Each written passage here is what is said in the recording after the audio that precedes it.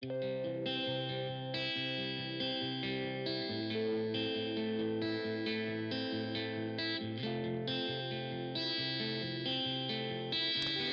is a podcast by WellHouse Church, where we take a closer look and dig a little deeper into this week's sermon. What's going on, Bible nerds? We're talking about Miriam, so let's take a closer look.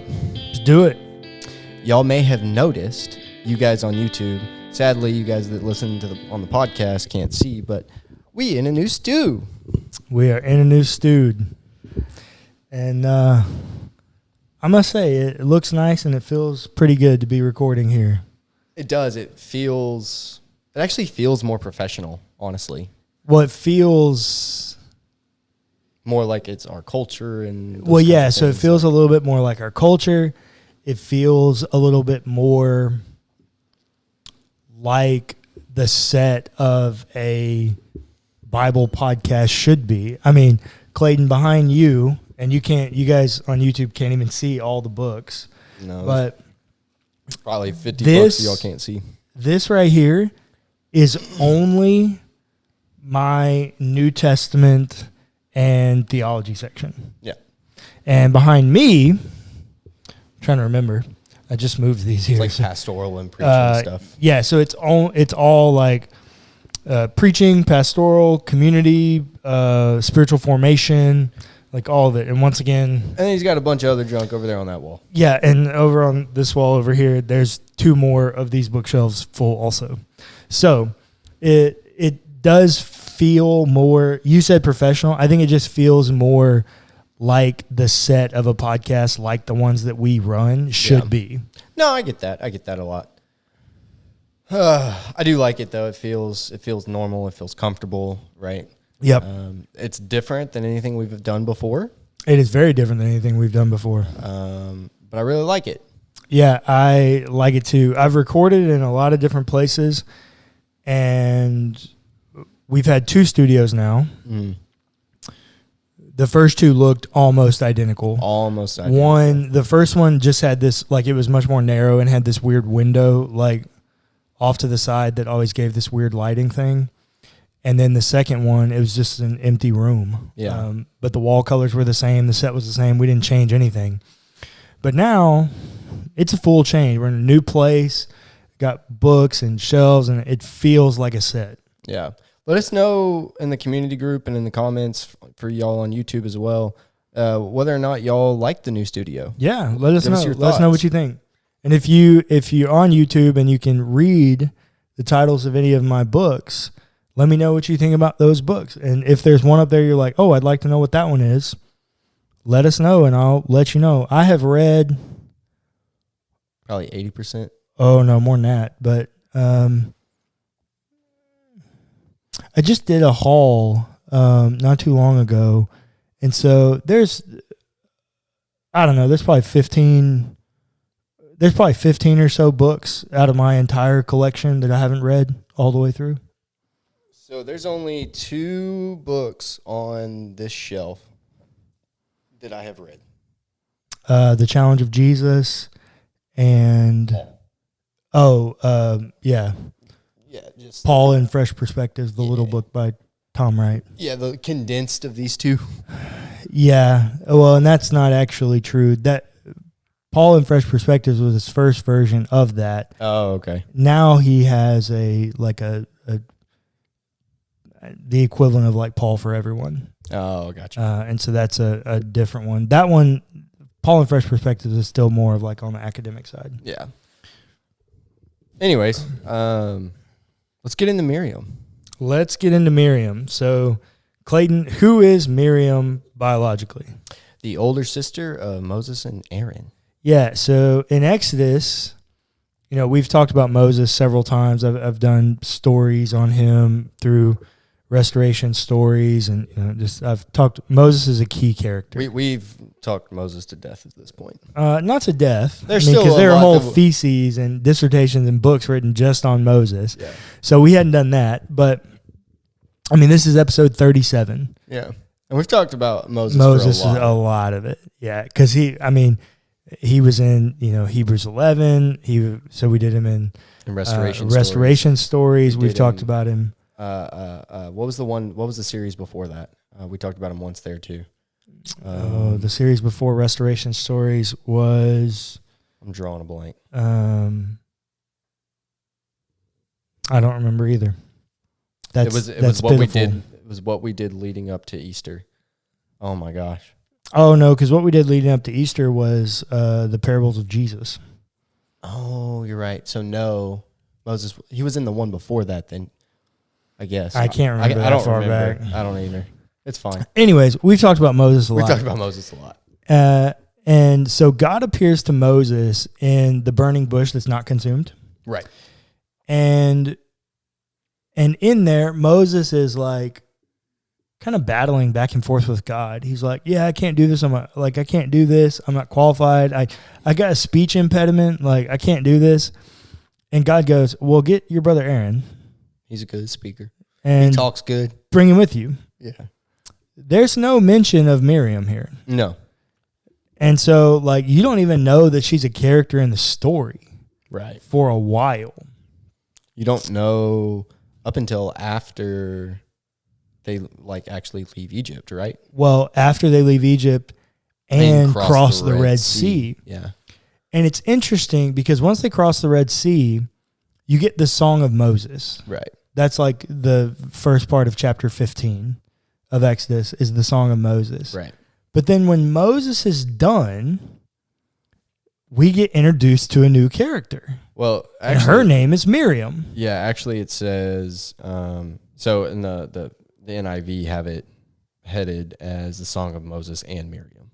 Okay, so they're technically two different songs. Right, but it's just, that's how they list it here. Yeah, and I think the NRSV does it too. No, I think in the NRSV, they break them apart. Yeah, it's the Song of Moses in the first part, and then there's a subsection at the end of verse 19, the Song of Miriam. I see it. Yeah. But in verse 20, after Moses' song is done, we get introduced into Miriam.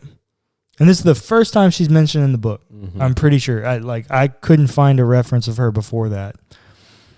And so, man, she's like Jesus in the Gospel of Mark.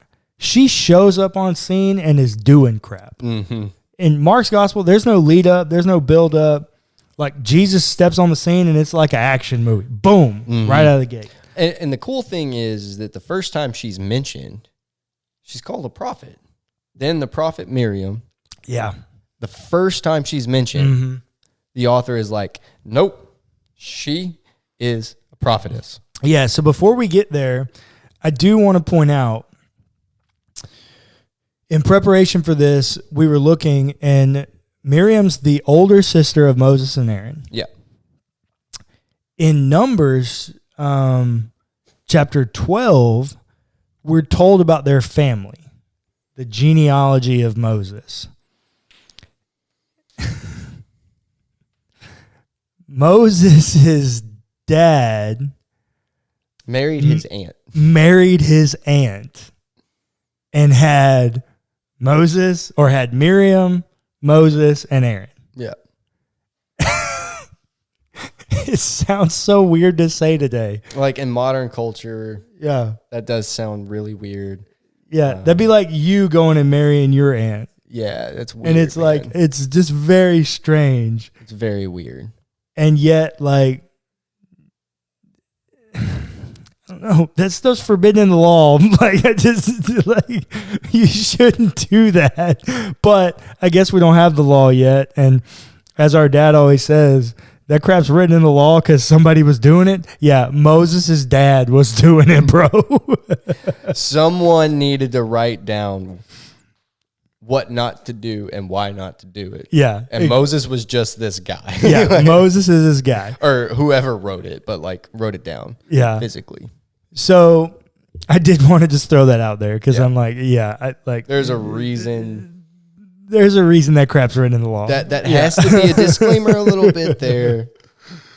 There was some weird relations there in their family. Yeah, for sure. So in Exodus 15, we get introduced into Miriam. And the text says, then the prophet Miriam, Aaron's sister, took a tambourine in her hand. So Moses does this song, and the text just says he sang.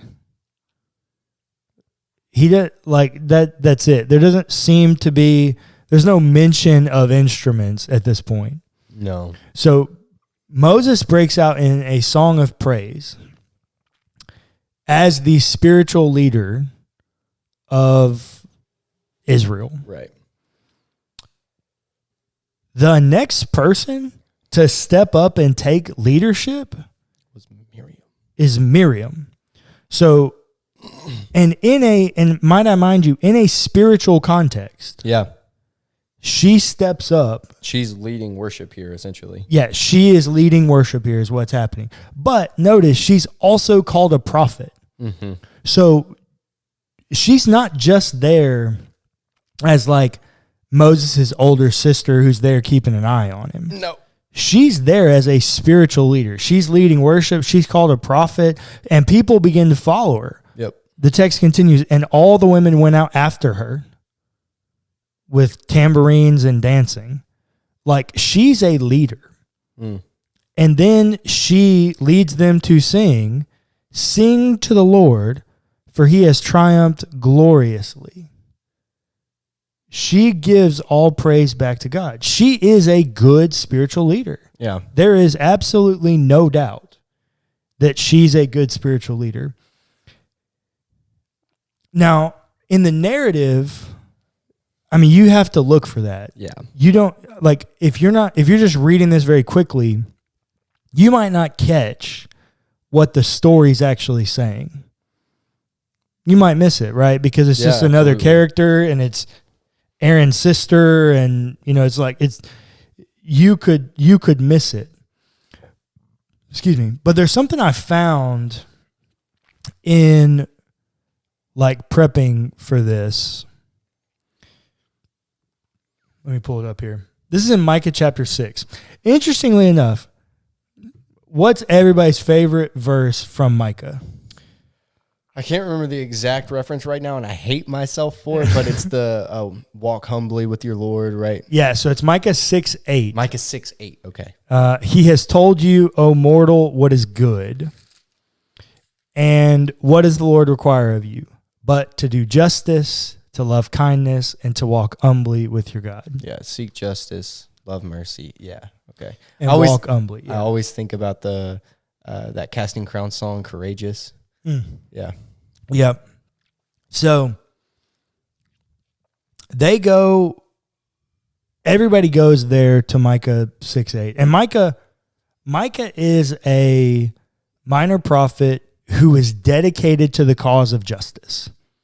Like, that is what he is doing in his prophetic book. It is for sure all about justice. Absolutely. Like, that's exactly what he's concerned with. Yep. And it's judgment. And then in chapter 2, it's social evils denounced, wicked rulers and like, it's all about justice. Yeah. You should not miss that his entire letter is about justice. Mm-hmm. And notice, in the narrative of Exodus and Numbers, nowhere is Miriam called a leader. Yeah. She's called a prophet. We see her doing leadership things, like in Numbers 12, where Aaron and Miriam go to Moses and they're like, hey, bro, you're messing up a little bit. I think that's Numbers 12. I'm getting my references mixed up. In there. It's Numbers 12 I'm pretty sure it's Numbers 12. Yes. Yeah. Yes. So it is Numbers 12, which means the genealogy I was referencing is not Numbers 12. It must be in Exodus somewhere. So let me correct that real quick. No. It's in First Chronicles. The sons of it looks like Ezra, but I know it's not. The sons of Ezra, the Jether married. No, it's Exodus 6. 14 or Exodus 6:20. Amram married Jochebed, his father's sister, and she bore him Aaron and Moses. Okay. So it's also listed in First Chronicles 6. Okay. Yeah. So coming back, nowhere in the narrative is she mentioned as a leader at all. Then we get to Micah, And Micah is concerned with justice. Mm-hmm. And look at what he does.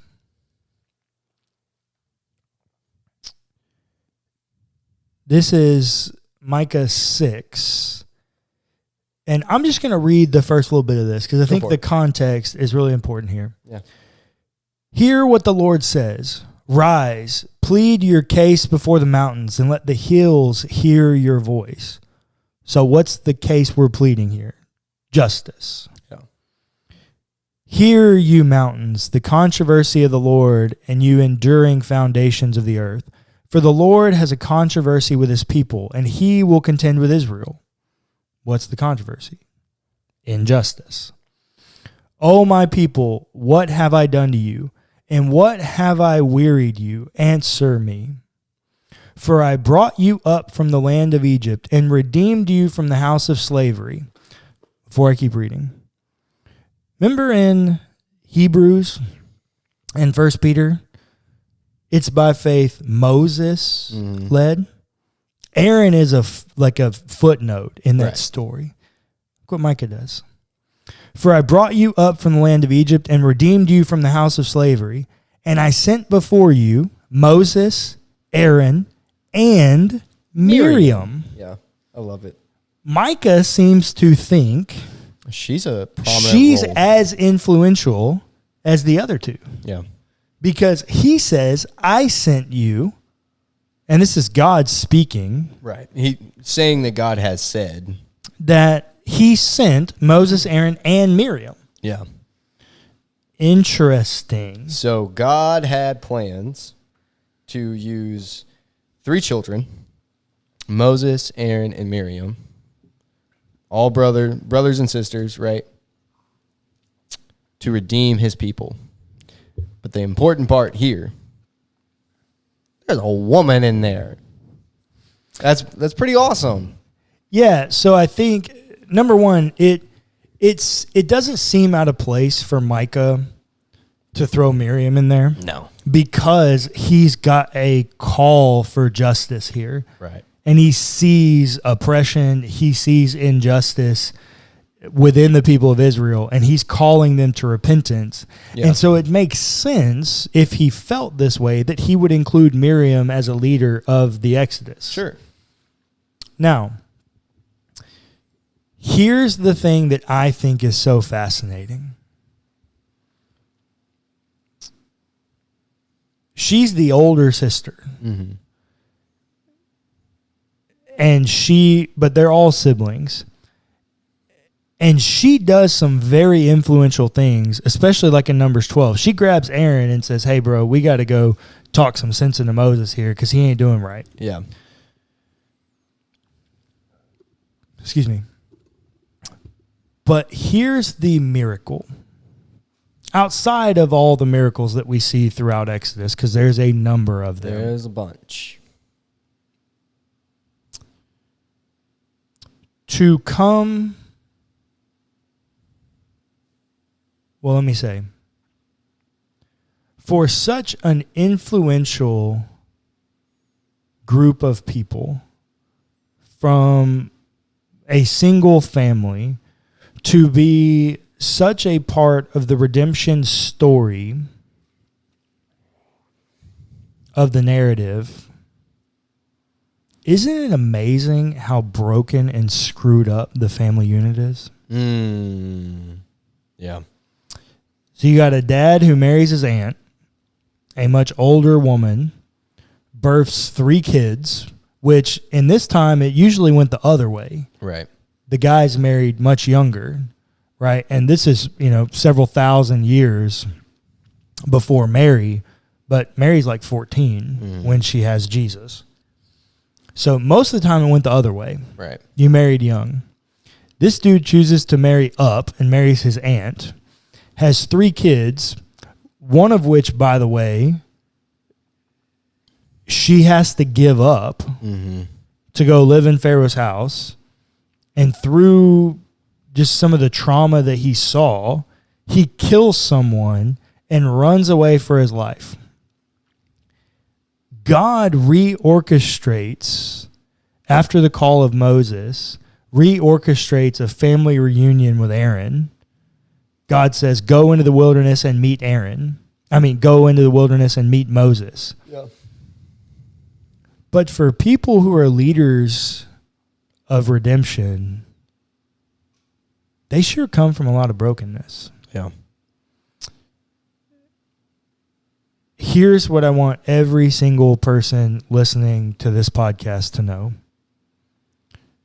No matter your gender, no matter your social status, no matter how you identify yourself, no matter what baggage you come to the table with, your baggage, your brokenness does not disqualify you from the redemptive work of God or from participating in the redemptive work of God.